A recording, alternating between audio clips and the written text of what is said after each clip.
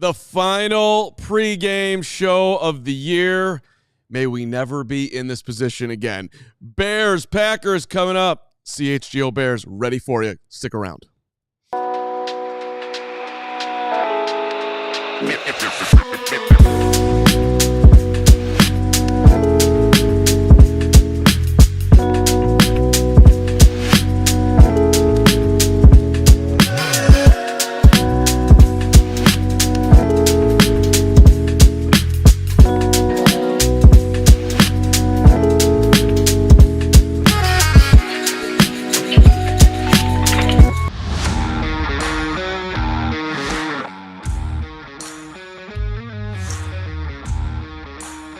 One more time for the miserable 2024 Chicago season.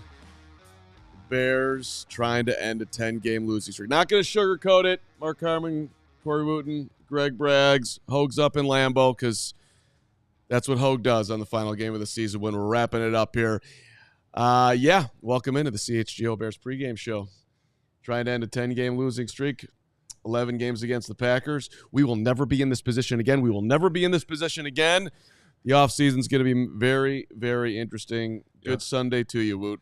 Yeah, no, it's a great Sunday. You know, I was dealing with a little impending snowstorm in St. Louis, but I had to be here. So I had to be here with my guys, Carm and Brad. You know what? Speaking of which, oh wow, I have a gift for you from my friend Justin. Yeah. You met golfing a few times. He got a Christmas gift for you, Woot. So here it is. Oh. And it's a good one. It's a clever one. Okay. My buddy always has clever gifts. Woot's emotional support pillow. Woot's emotional 'Tis the season. support pillow, because you always have the pillow in your lap. Dude, a lot of people have made this Justin, observation. if you're tuning in, man, I appreciate you. So I'm definitely going to keep this in the studio for future shows and next year. So thank you, my man. We see next year when we're doing this show, you're going to have that pillow, but the record's going to be reversed. We're going to be talking about who we want to see in the playoffs. We're going to talk about whether or not whoever the hell is coaching the Chicago Bears should be playing his players today to get them ready and sharp. We're going to flip the whole division. Yeah. Don't worry about how good the Lions, the Vikings, and the Packers who've won one division game this year are. That's what's going to be, Greg. That's what I got for you, buddy. I hope so, because I've had enough emotional support Taco Bell to fill me up for the next 10 years, and it'd be nice to finally turn the corner and talk about wins, because 10 in a row, looking at 11 in a row today, looking at 11 in a row on the season, and 12 in a row against the Packers themselves if they can't find a way to win today. It's unacceptable, and it's quite frankly just not fun. Yeah. It's not fun to talk about. I think the most disappointing part is when you look at the NFC North as a whole. There's a lot of young quarterbacks that are up and coming, right? There are going to be stars in this league. The head coaches, Matt LaFleur, Dan Campbell, Kevin O'Connell, right, are rising stars in this league. And you see the Chicago Bears, all the hype and the expectations, the hard knocks. And what did that get us at this point? So Nothing. It's definitely frustrating from that standpoint. Because think about it, if the Bears can get their head coach right, they have a talented quarterback, they have some weapons. Obviously, got to build the offensive line in the trenches. But I think this could be a situation where the NFC North next year potentially is the strongest conference in all of football. Well, I mean, that's where we are right now. It's just the Bears are at the bottom of it. Can they actually make it even stronger? Or perhaps maybe we'll see some step backs here. I've got one scenario that I've been thinking about that I like for the Bears in the future. But let's stay true to form here, what we've done all season long in our leadoff here, leading up to kickoff now 55 minutes away. What matters most today? Yep. So this is you got to dig deep to find something. But Gregory, you want to lead us off on what matters most today? Sure. For me, nothing matters in this game. What matters to me is what's going on around the league. I'm keeping a close eye on the Jags, the Panthers, the Jets, and the Raiders, and maybe even the Giants. There's an outside chance that the Bears could still jump the Giants, because assuming that the Bears lose this game, they're more than welcome to win it. Now, I will throw the caveat. If you're going to win today against the Packers, which I'm sure most Bears fans would appreciate because we're tired of getting our faces kicked in. We could at least finish the year and start 2025 on a positive note. If you're going to win, it better be because Caleb Williams played the best game of the year, best game of his season. Like, I don't need them winning if they're going to try to win the way they almost won against Seattle on the ugliest game ever with a Kyler Gordon strip fumble. Like, no, thank you. I don't really have an interest in an ugly win. Now, if you want to win pretty, you want to win with Caleb Williams throwing 4 touchdowns, go for it. But assuming they lose, which is probably the smarter bet, the Jags, the Panthers, the Jets, the Raiders, and possibly the Giants winning gets you from the 9th pick in the draft right now to jumping up to the 5th, which could be the difference between you getting a defensive end like Abdul Carter or getting a defensive tackle like Mason Graham or getting, a left tackle out of LSU like Will Campbell. And if you say, oh, well, it doesn't matter where we pick. Well, it does. The Bears were 1 pick short of Aaron Donald. Think it would have changed their franchise a little bit? I think so. So to me, while Bears fans are like, I'm tired of talking about where they draft. I understand, but it does matter. And so if they're going to lose, put us in the best spot we possibly can be for the draft, which is depending on other teams to win. So Braggs will be watching all the other games. What's interesting, which is totally fine. I support whatever you can do the last week of the season, however you'd like to do it. The Packers probably are going to be paying attention to the Commanders and the Cowboys because if Washington wins, then Green Bay can't move up from the 7, which a lot of people think that the Packers will start to pull their players at that point, the reason why I'm bringing all that up is if the Bears beat the Packers today because they basically sat their entire team in the second half because the Commanders are up by 30. Right. I don't want that win. That's not how I want to end the Green Bay streak. No. If somehow Dallas is winning today and Green Bay needs it and they're playing everybody and Caleb comes down and the Bears win today, that'll feel moderately decent. But the other way will feel nauseous. How about you? What matters most for you? So for me, it's keeping the quarterback clean today. That's the most important thing because we've seen some of these games, leaving Larry Borom on an island where Caleb's just running for his life, getting destroyed.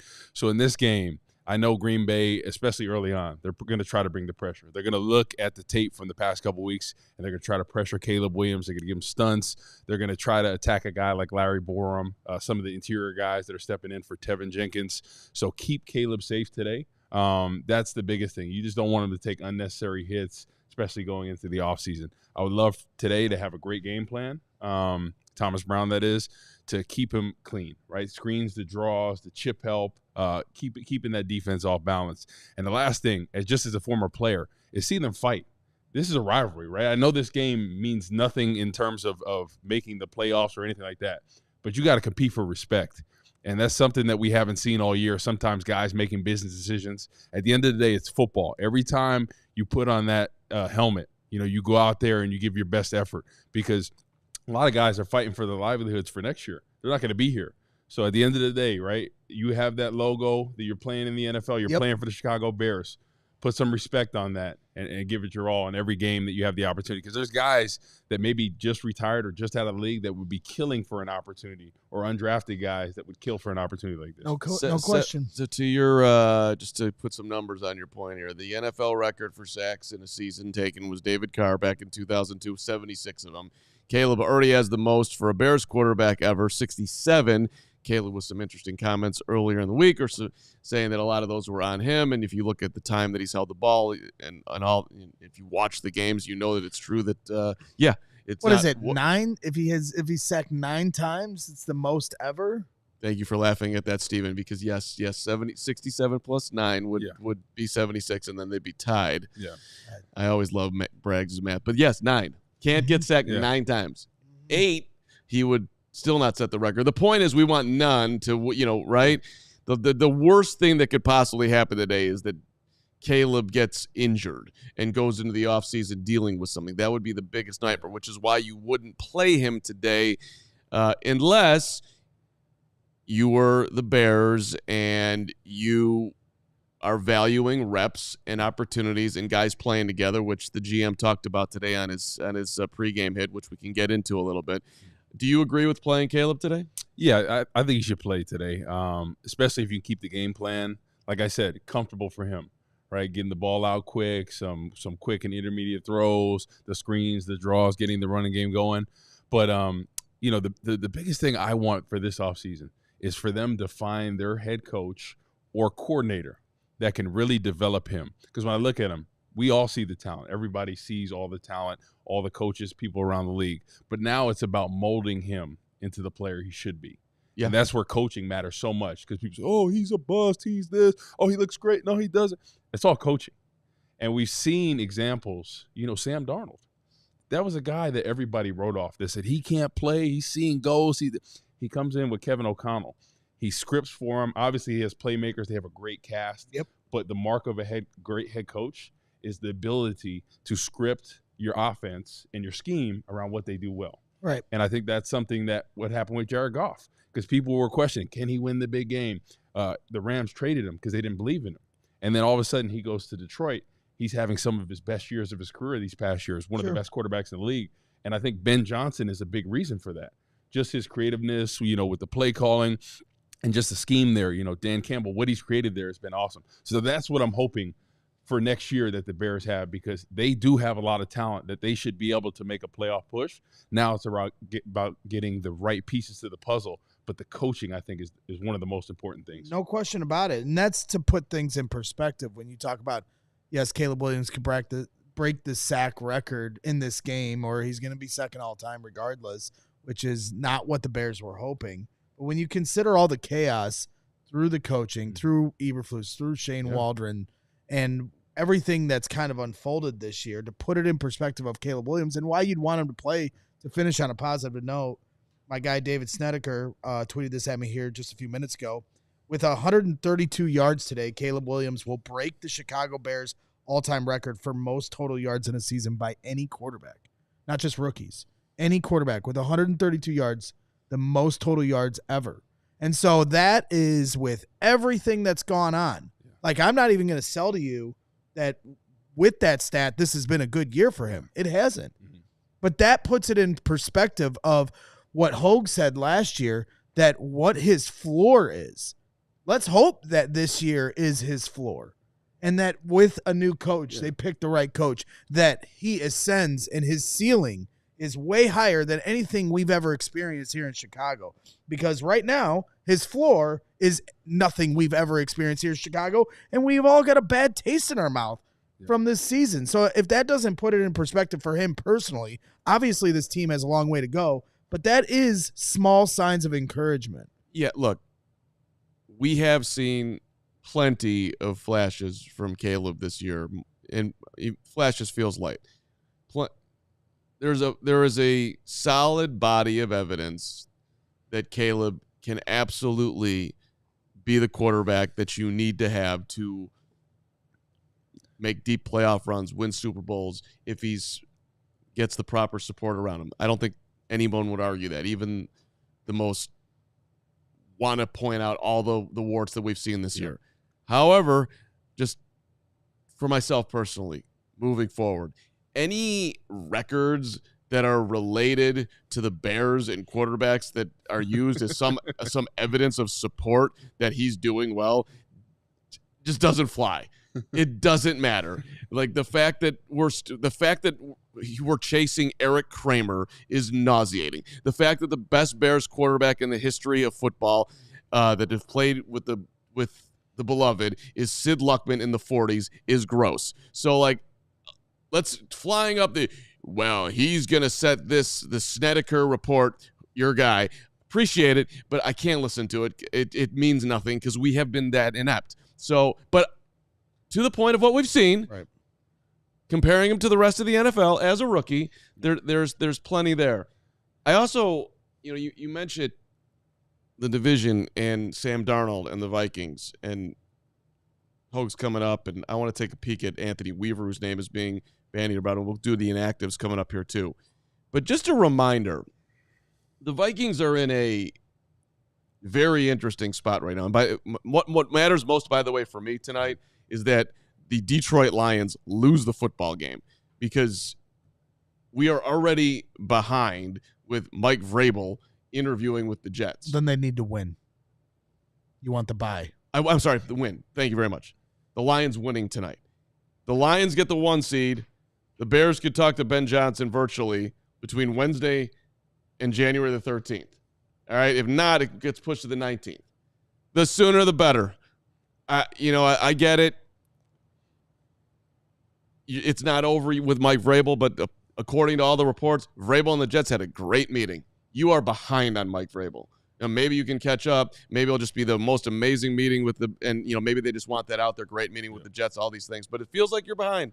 And the sooner they can get a real test with Ben Johnson and what that looks like and start to have some realistic conversations, to me, that's the most important thing today, outside of guys not getting hurt. No, I agree with you because I think you don't want to get your fourth or fifth option when it comes down to head coach. Yeah. All right. So speaking of that, we'll get to the fourth or fifth. And I do want to make another point about the Vikings and what could be a real blessing for the Bears. But first, shout out to our amazing friends at Sunnyside. Sunnyside Cannabis Dispensary, the best home for judgment-free cannabis shopping. All kinds of visitors, even the beautiful Greg Braggses, are welcome there. Look, if you're a pro in the cannabis industry, they've got you covered. If you're a newbie, don't know what you're doing, they'll get you going too. They got 100 strains on the menu. Any type of high that you're looking for, they have it for you at Sunnyside. It's easy to order online. They're there to help in the store as well. It's Illinois' favorite dispensary for a reason. They've got stores all over the city, Wrigleyville, River North, also in the burbs, Champaign, South Beloit, all over the place. And listen, Mindy's, Good News, Cresco, High Supply, Florica, Wonder, Remedy. They've got it all. So find yourself what you need. Visit sunnyside.shop for Bright Buys every day, including 50% off your first 3 online purchases. Use that promo code HICHGO at checkout to qualify.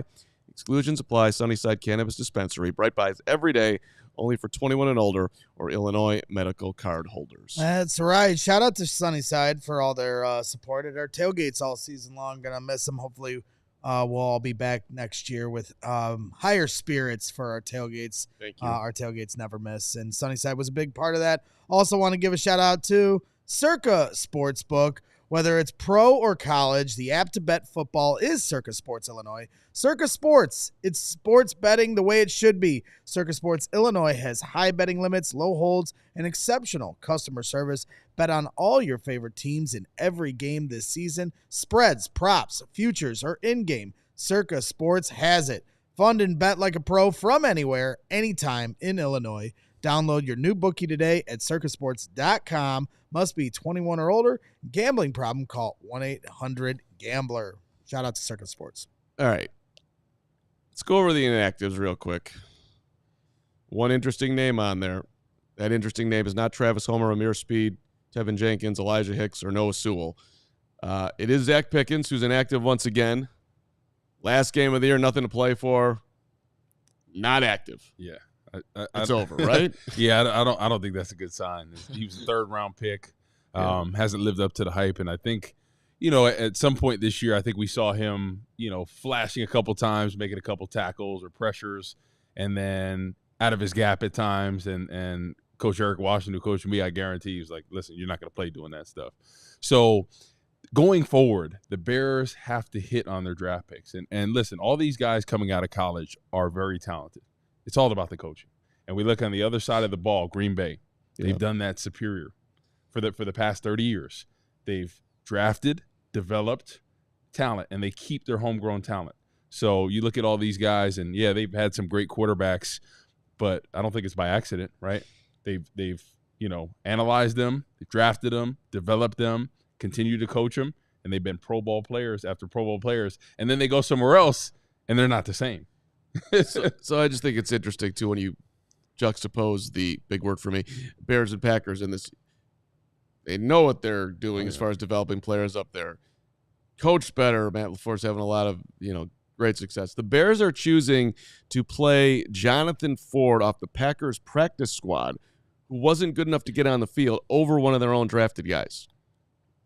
That's not a good look. Even though maybe they're right. I'm not saying they're wrong. Well, he was one of their more productive defensive linemen. I know. Like the first week he came here. I know. It's Ford over Pickens ain't great. But yeah, for the future, like. But it's sure. Yeah. Play the better player. Dom Robb, right? Yeah, no, so a lot of these draft picks that we kind of had high hopes for, Dom Robb, what was his first game? He had two sacks, 1.5 sacks against the 49ers. Was it last year? He threw down Trey Lance. It was amazing. Yeah. We thought we had something. Exactly. And since then. So going into this offseason, it's all about the trenches. And I think that's going to make everything a lot easier for your quarterback and then coaching. That's one of the most important things, because sometimes you're not going to be able to fill every need. That's just how it is. Right. But it's how the coaches script and game plan around what you have and what your strengths are. Yeah.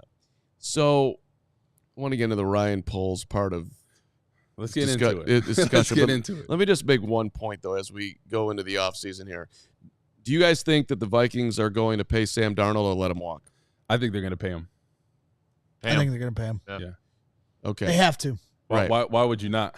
Well, so, and now do you think that the Sam Darnold that we are seeing this year, in his 7th year in the league, this is the guy that's built to stay? Like, how confident on a 1 to 100? Are you 90% confident this is him going forward? Are you 50% confident? Where would you put that? I think I'm 90%. You're 90%. Especially with Kevin O'Connell.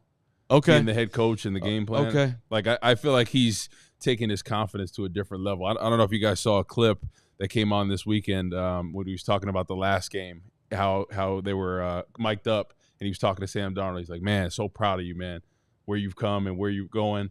And I think, obviously, Sam Darnold was one of the top picks for a reason. He had all the talent, but it was about the coaching. He was in the Jets in a bad organization, went to Carolina, and I think now he's in the perfect scenario. So it's not like he didn't have the talent. It's just he couldn't have a coach to get it out of him. Right. Well, and he was able to take a little pit stop in San Francisco, too, and play, learn Shanahan. But even when he was playing there certain games, he didn't look like he did in Minnesota. You know? Right, but it certainly helps. You know, that kind of tutelage. I mean, the point I'm making, and maybe he is. Maybe this is all figured out, and that's what it'll be. But, like, I think in Detroit, you know that Jared Goff is Jared Goff. He's had enough success for long enough, consistently going to be throwing for over 4,000 yards. The Lions have it figured out. Goff is a very solid quarterback. I think in Green Bay, seeing the Packers say, I think, sure, there's a little bit of a roller coaster to Jordan Love, but I think we all know that the Packers have their quarterback who's going to be there for a long time. Minnesota is going to pay, if they do it, a premium price for a guy who, before this season, his high yardage total was in his 2nd year with the Jets at 3,000. The most he had a 17 touchdown and a 19 touchdown year with the Jets. That's the most he ever had. Now, I mean, he is on a completely different level. 4,100 yards, 35 touchdowns, only 12 interceptions, like 15, 13, 11, 13 in years where he did not play nearly as much or throw the ball nearly as much as he's throwing it right now. I mean, this guy, if you are logically making bets as to whether or not Sam Darnold will be this good or will regress at least some back to where he was, I think you could hopefully have somebody that's being paid a ton of money in the division who's not quite the player that the Vikings have to pay for his performance right now. And maybe it's like that's the whole I think thing you'd I'm hear going some Packers fans say that guy is Jordan Love. I mean, they paid him a lot of money based off of a huge year last year. And I still think he's a very solid quarterback, but he is a quarterback with flaws. But the market is the market, so you got to pay these guys, right? But and I think to pay Sam Darnold, the reason they have to, obviously, you've seen the way this team has come together, and the way Sam Darnold has played under Kevin O'Connell, but also J.J. McCarthy got hurt for the year. So I think that kind of makes your decision for you. It's not like he really got a year to develop. So now if you're going to put him on that Jordan Love time frame and make him sit, or that Aaron Rodgers behind Brett Favre time frame, he's already missed his first year. So give him a couple years to bake in the oven.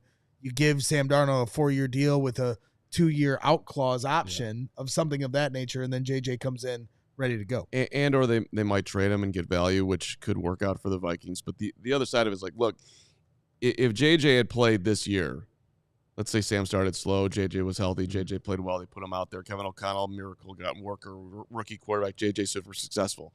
And the Vikings are having this level of season, just in that world. Well, now you have a quarterback on a rookie deal that you can build around. This is different. You got to pay him now. It's going to lessen them in other areas, and he might not be that. So Vikings, enjoy it while you have it right now because I foresee doom. So you wouldn't pay him? No. So you trade him? I'd probably franchise him. Franchise him. Okay. Yeah. But you would plan on keeping him? Yes, for now. I'm not okay. moving on, but I'm not going to give him as much as I think they probably will. I would pay him, but I'd pay him on the short term. So do you think he's one of the better quarterbacks in the league this year? There's no question. Okay. So why you think it's a fluke year? I got to see point? Your body of work has not been this. But the thing is, he's only 28 years old. I know. He's had bad coaching. 7th year Woot. And he looks like he's done a complete 180. Yeah, no, it's right. And so that's the thing. Like it's not like he's playing with a coordinator that's going to be a head coach somewhere else. Yeah. Kevin O'Connell ain't going nowhere. So sure. You're in a perfect situation, just like what Green Bay did, where you can let J.J. McCarthy sit and you put Sam Darnold on a 2-3 year deal, fully guaranteed, something along those lines, where you have the option out maybe the 3rd year. Yeah. But I think it's the perfect situation. He's really making that offense go, and they look like a different team than we've seen even under Kirk Cousins. Well, let's put it this way: if this is what he is, you got to climb past a very well coached, well quarterbacked, solid defense, elite wide receiver Minnesota team, a Detroit team that doesn't look like they're going anywhere, a Packers team who's in the playoffs, and they have 1 win in the division, and that's against the Bears on a blocked field goal. Yeah.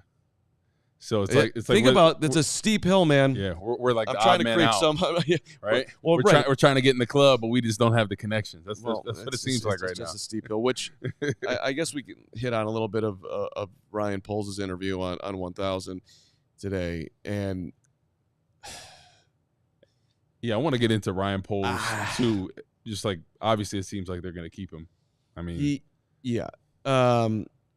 some things that I wrote down from his final interview. Quote, I'm confident with the makeup of the players in our locker room, and those players want to be challenged.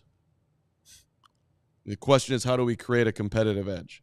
So he was very clear that he believes in this locker room. That I don't. Carm, you have to be kidding me with that. Stop with the coach speak, Poles. Keep it 100. You are the leader of this franchise, essentially, as the GM. You are making decisions. It seems like they're going to keep him. You're making decisions going forward. Be a man, hold people accountable, and say, hey, listen, we have to make some changes in this locker room.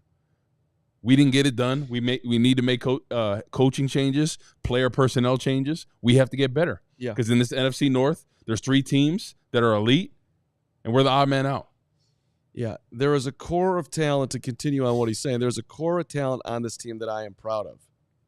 Most of this group is going to be able to stay together, is what he said. He's proud of Dexter. He's proud of Kyler. He's proud of DJ, Cole, Jalen, stable pieces. And then he started talking about the rookies. Caleb, Rome, Book, Torrey. Mentioned the punter before. He did not mention. How do you feel about that? When he said Torrey, I lost it. I did. I wasn't there. Did not mention Amagaji. At least he left off the Amagaj. Braggs, did you have any reaction when you were listening today? Well, obviously, I think the biggest thing from it was that he confirmed that they'll be interviewing Thomas Brown for a head coaching interview.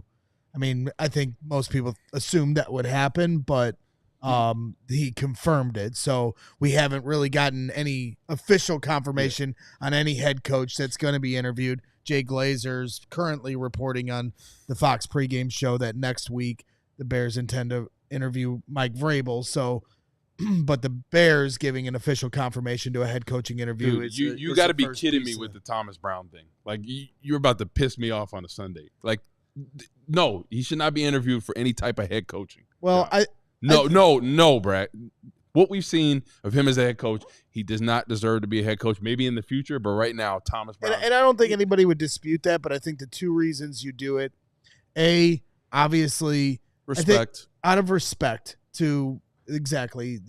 You're not only he's been here the last 5-6 weeks, but it also does him a favor because when you're trying to become a head coach, the more interviews you do with teams, the closer it gets you to that goal. And then B, obviously, I just think that you have to at least hear what he had to say from what he learned about the team over the last 6 weeks. But I understand your point, and I don't think they're going to hire him. Their focus is on that, and why haven't they interviewed Vrabel? Right, and anybody that says it's about the Rooney Rule, it's not. Me and Steven were talking about this before. Rooney Rule only applies to interviewing minority candidates that are outside of your organization, correct, I believe. Yeah.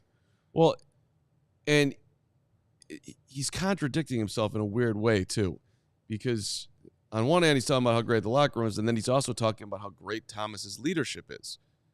And I actually think Thomas has probably led well. Yeah. But I think he's a little over his head. Like, not to say that he can't be a head coach in the future, just with the way this team was set up, it's just a tough situation. And he seems like an awesome guy.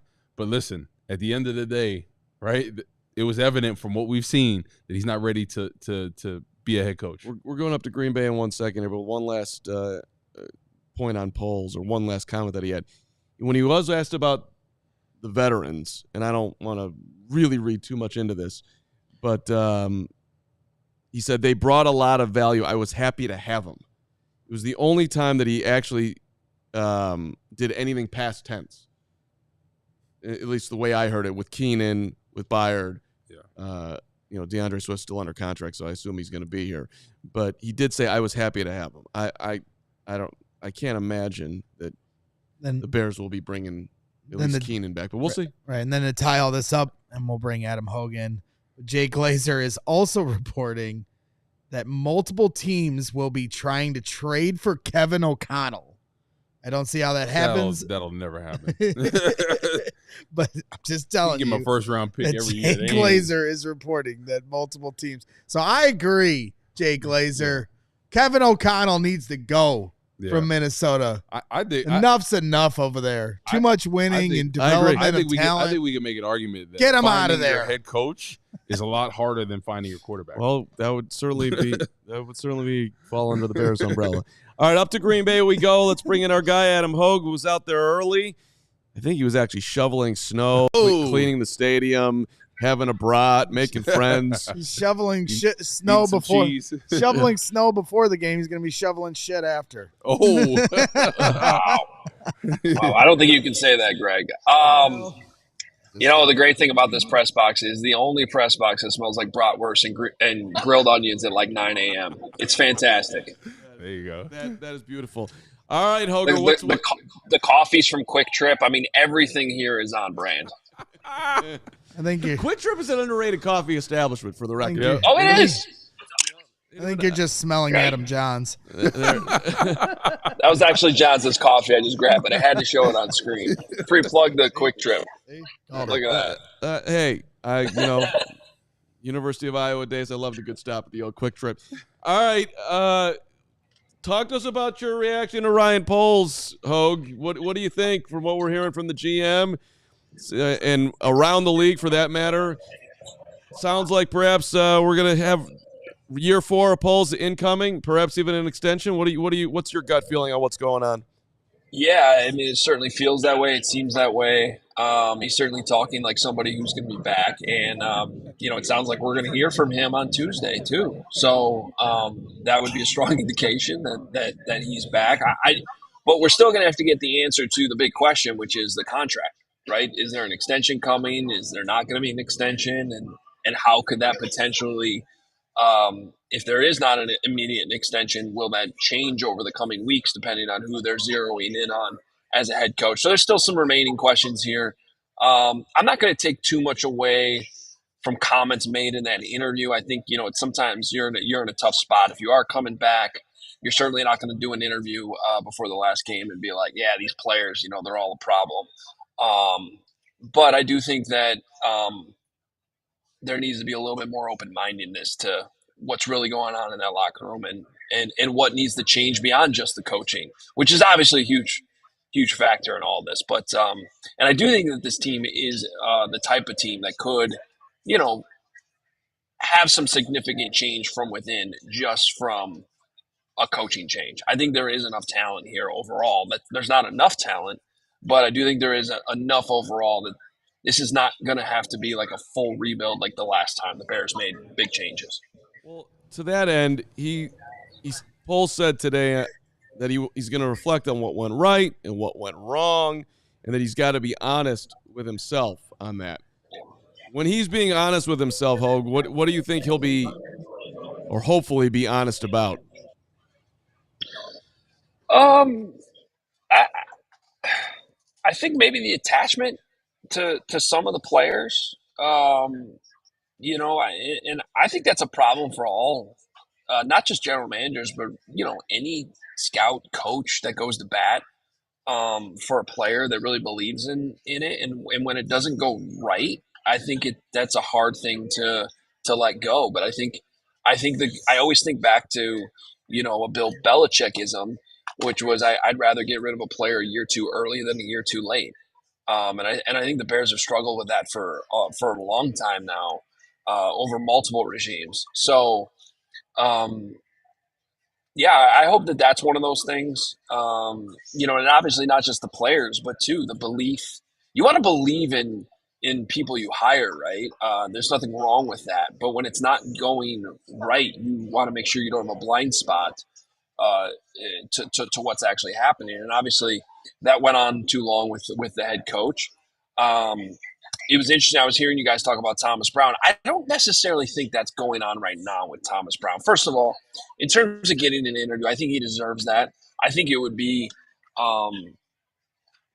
wise to have a deeper discussion with him beyond just whatever you're going to talk about on Monday during exit interviews and things like that, to really get a full-blown perspective from him, not just on everything he witnessed this year from multiple different chairs, but how he would fix it too, because he's the one guy that's going to interview for this job that's been in the building all year. And I do think that there is value. I don't think he's going to get hired. But I do think there's even if it's a small possibility, I think there is a possibility he could return as the offensive coordinator, depending on who is hired and what other opportunities are out there. So I don't think, and that's another reason why I think you interview him, just to kind of get all of that perspective. One thing I did want to clear up, because I immediately was getting responses about this on Twitter once that quote was tweeted out, but Thomas Brown does not qualify for one of your Rooney Rule candidates. He's an internal candidate. The Rooney Rule applies to external candidates. So for those people that are like, "Oh, he's just only getting interviewed for that reason," that would not apply. Yep. Pregs, we did an excellent job covering that. Hey, you want Caleb out there today? Yeah. I don't. What has he done to give him a pass for playing today? Well, it's not what he's done. It's just keep him out of harm's way, right? Like health-wise, I think. Yeah, great. You know what? He needs reps. I've had a couple people, including my buddy Rob Domofsky, bring that up to me here in the press box today. Like, I wouldn't even play Caleb today. To me, any NFL reps are important, especially for a quarterback. And not only that, but you're facing a division rival that you're going to have to learn how to beat. If nothing else, like, that's the big reward today. If you could somehow pull off a win, it's you could treat it like a bowl game or something like that. Go in the off season with momentum. I don't know how much of that really matters. I do think it matters though to kind of get the monkey off the back with this the horrendous 11-game losing streak to the Green Bay Packers, and not have that hanging over you going into another season. The Bears were so close to having Caleb Williams go 1-0 against the Packers, and it probably should have been 1-0, but they had that kick block. So I don't necessarily realistically think they can win this game, but if they were to, I do think that there's value in that. And if nothing else, I still think the reps that you logged today against a team and a defense that you're going to have to face going forward. The Packers are a young team, guys. I mean, these guys aren't going anywhere. I don't think that they're going to have any type of defensive change this year with Jeff Hatley coming in this year as the DC. He's here to stay. So any reps you can log are going to carry over to next season when you face this team two more times. Exactly. I couldn't agree with you more about him getting the reps, but how important today is Thomas Brown's game plan for keeping Caleb safe? There's been O-line issues, and they're going to look at the tape and try to bring pressure, especially Larry Borum has struggled at times. How important is Thomas Brown's game plan for today? Yeah, 100%. I mean, and that's been something that I think no matter who's been calling the plays this season, that they've kind of struggled with at times. And we've talked about that endlessly, right? Is it the O-line's fault? Is it Caleb's fault? It's probably both. When it comes to Caleb's side of things, I think that's where the offensive coordinator can have a little bit more control, go to more of a quick game type of deal just to get the ball out, go to certain plays in your playbook that reduce the chances of you having to hold on to the ball longer. So, yeah, to that in that regard, Woot, I agree with you. And you like to see that from Thomas Brown today if you can do that. By the way, on the offensive line, I don't think it's really a surprise, but Larry Borum, Jake Curran are the two guys that are in on the left side from what we saw in pregame warmups at left tackle and left guard. Fishbane. What's up, baby? Northwestern. What's up? Big day for the Cats in Fishbane as they get ready to beat, I believe it's Purdue on the road today. Purdue. With me and Matt Painter. It's just going to be locked in on that game. You know that, Carm. It's the biggest game of the day. I mean, let's be honest. I can't wait till they smack Matt Painter and the Purdue Boilermakers. Yeah. I'm not listening to these guys. You guys know nothing about good basketball programs. So, Adam, we talk about Poles definitely sounding like he was going to stay, but I just want to know if you agree with it. I mean, we're 84 days since the last time the Bears won a game. It's been, a potential 11-game losing streak topped with a 14-game losing streak. I don't think the Bears have won a road game on a Sunday in like 3 years. Their only Pro Bowler on this roster was somebody drafted by Ryan Pace. Like, is this the wrong decision that the organization appears to be making with Ryan Poles? Well, first of all, on the Sunday road game thing, I want to point out I was at that game. So it was in Seattle 3 years ago. So maybe there's some powers here to that. I don't know. I'm just saying. Victory incoming. Yeah, I'm pretty sure Cardinals all about You went to a road game in Detroit on New Year's Eve and they lost. So yeah, they got killed by the Lions. That's right. Yeah. So I don't know if you have those powers. You suck. Well, Carm can look up Northwestern's record with and without me on the sidelines. That's true. He was the good luck charm. I'll tell you. When I actually tuned into them, they were winning when you were on the sideline. Just overall, when you see Jacksonville, sounds like they're going to get rid of Trent Baalke. At least the reports are starting to circulate in that way. So they seem to be gearing up for the best pitch they can give to Mike Vrabel or Ben Johnson. Are the Bears making a mistake here? With Ryan Poles? It's a good question. I don't necessarily disagree with it. I just want to know that they have a plan and flexibility.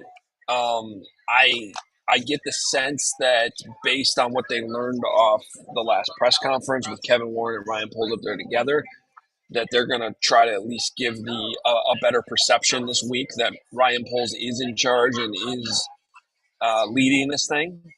Whether or not that's the truth, we'll have to see how it plays out.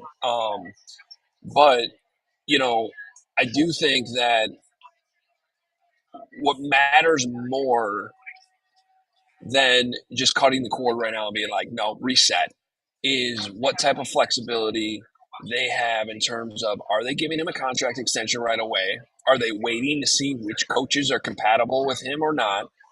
Because I don't necessarily think it's something you have to rush into.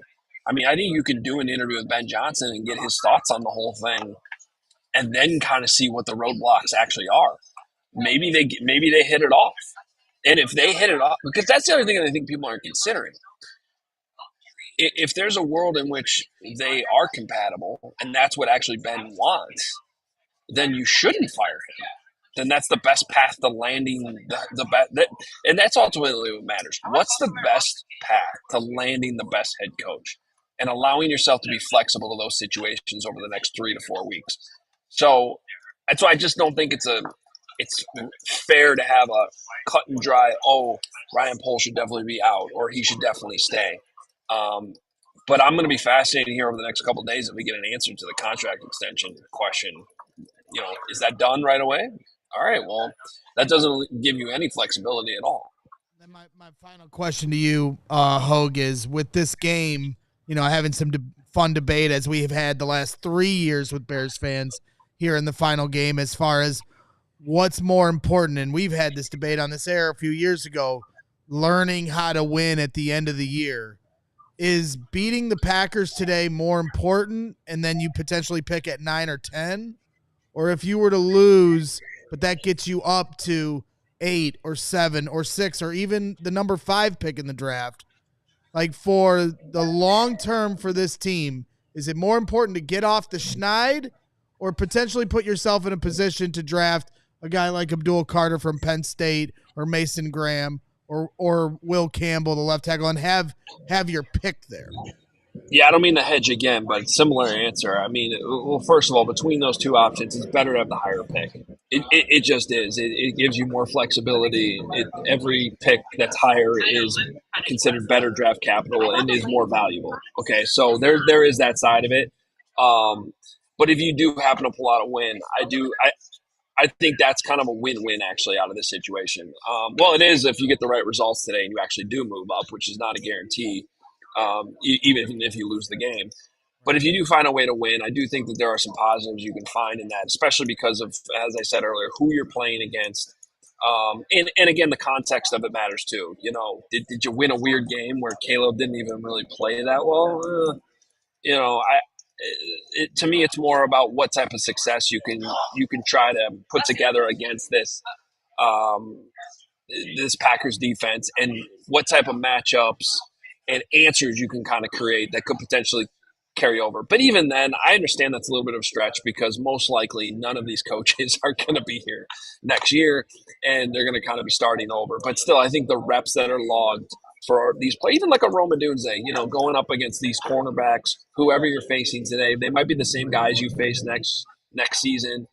Darnell Wright, you're probably facing the same type of guys that you're gonna face next. The one-on-one matchups within the game. I do think stuff like that can carry over if you're able to have some success today. All right, Adam Hoge. First of all, on your way out, everybody hit the like button for Hoge. Just doing a solid travel on a first weekend of 2025, getting out there early, showing I mean, just a good background today. We got a fish man. I think this is a strong performance by Hoge. Let's be honest. Exactly. Bragg, do you taking notes? Am I taking notes? Yeah. No, I'm not taking notes. Oh, man. All right. Speaking of notes, how much of this notebook do you think will be filled by the end of the game? I think a lot. You're probably going to go through 7-8 pages, probably. Maybe 7-8 lines. I mean, we'll see. We'll see how it goes, guys. Have a good rest of your show. Talk to you after the game. All right, we'll see you after the game. Adam Hoge going to go now take a nap up at Lambeau because what else is he going to do up there? I mean, really. He's done with the Bears. All right. I mean, although the quick trip coffee could keep him up.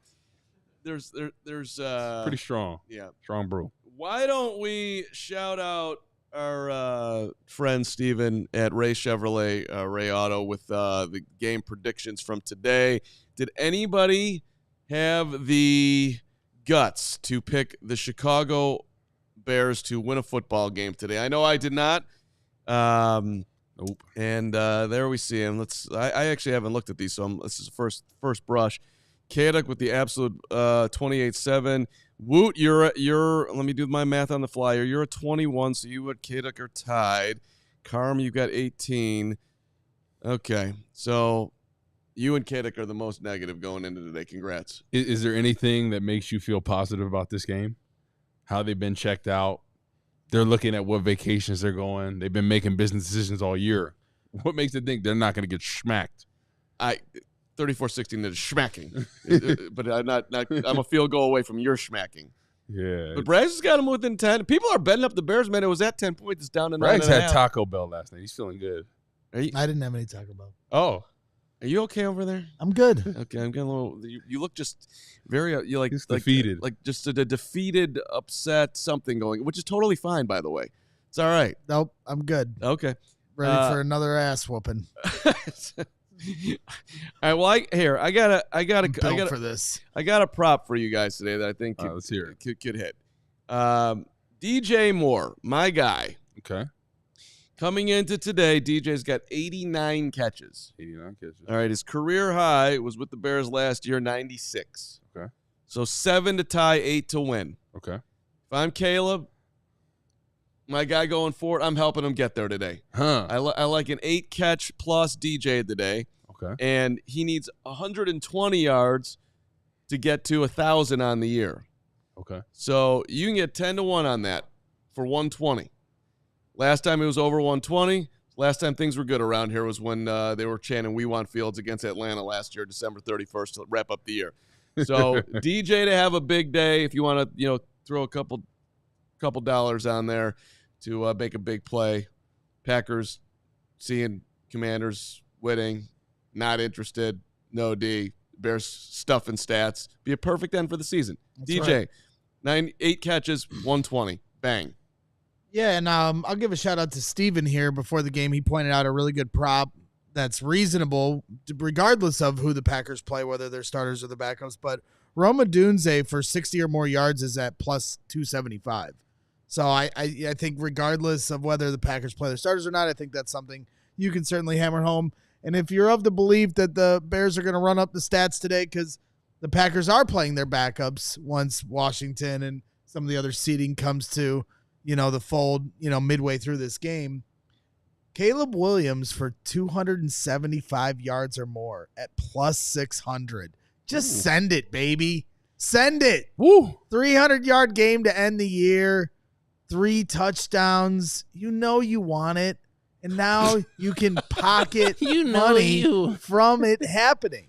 You can not only be happy with how the season ends, but you can get a little money, for your troubles throughout this terrible season that makes me want to jump off a bridge. Yeah.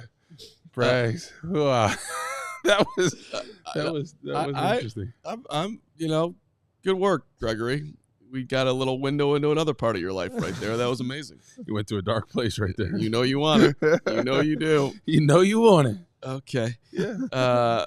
Wood, anything popping for you? I'm not the resident gambler, so I don't really do too many of those odds. I like watching the game and analyzing that. Next time I'll pick one for you guys. Here, I'll tack on to Braggs a little bit with the Roma Dunze then. So if the Packers are playing their starters, Roma Dunze is going to be matched up against Carrington Valentine, who was a 7th-round pick 2 drafts ago. Okay. That's if they're playing the starters he's matching up against a 7th-round pick. Okay. I went even further than Braggs did. I went 70+ for Roma Dunze. He could do that in 2 grabs if he does it right. I like that play. It's always if you're betting on Bears receivers, it's like, first of all, you don't know who's going to get the ball because and so you got to. To me, it's like bet across the board. I would go with Keenan. I think he's been the most reliable for Keenan's over-under is Circus Sports. My favorite place to be able is in the 50s. I have 53. I like that. DJ's 57, 58. So I got to play on that. I have 58.5 from Circa. So that's a -1 to 58.5. I can see that. Free money. See that. Free money. Mm-hmm. Although it's been the roller coaster. Yeah. Can we get into a little bit about the polls conversation? We got a second. We got 4 minutes. We got 4 minutes. Knock it down. So what are your thoughts, honestly, about Poe? I'm curious to see because for me, I don't think he's done enough from the time he's been here to warrant an extension or even potentially even keeping him.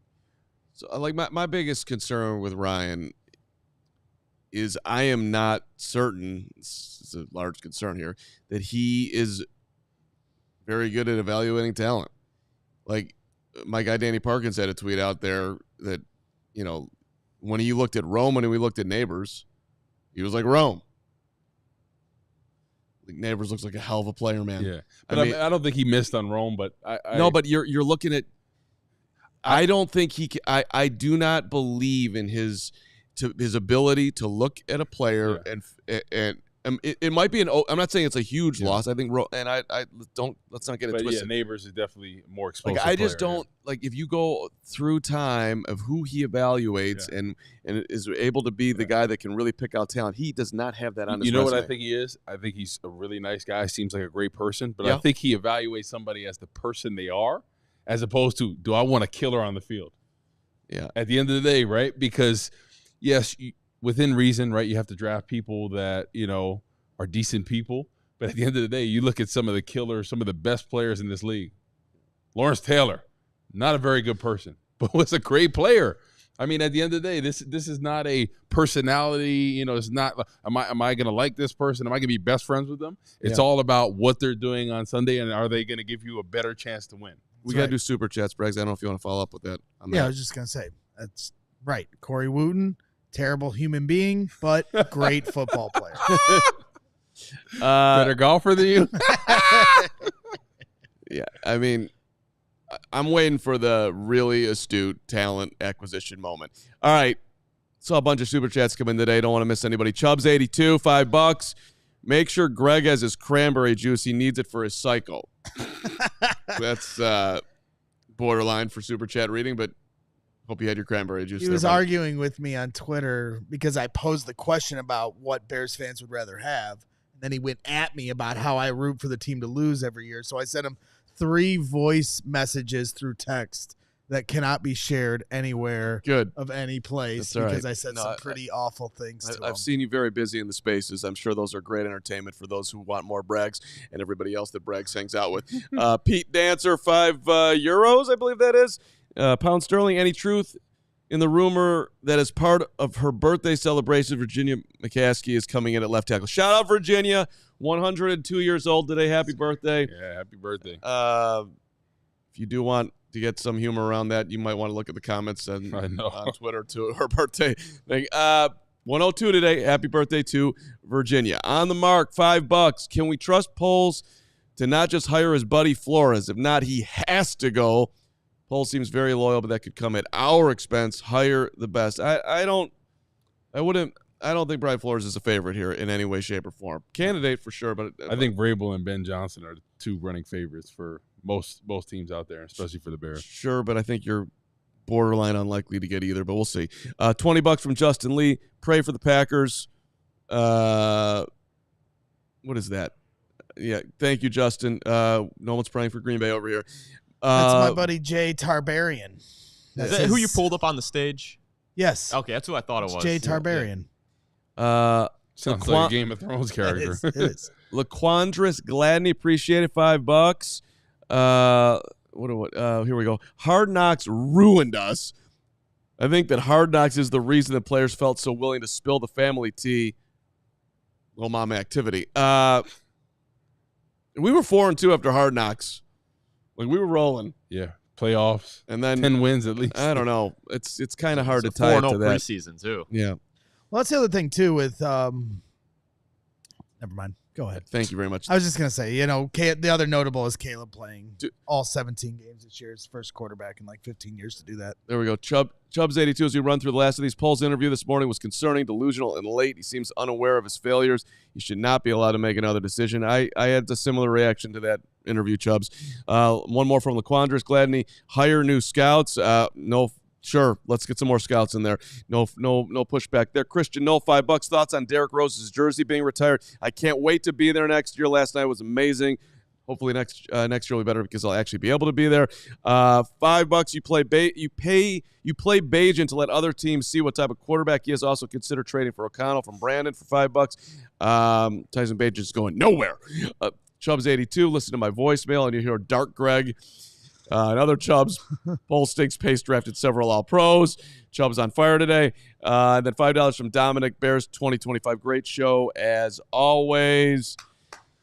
Last pregame show. Last pregame. We're back tomorrow, by the way. No, we're back for postgame. I mean, I'm back tomorrow. When the game is over. I got my pillow. Back at 3. Don't go anywhere.